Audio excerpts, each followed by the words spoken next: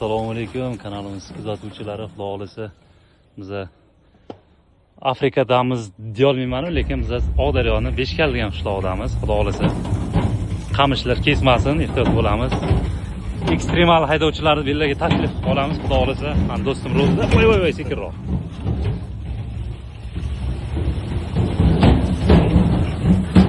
Manzara, atmosfera bomba. Просто Takliflar ortga olganmiz mana. Mana bu yoqda Pavloniyalar, Pavloniyazorlar.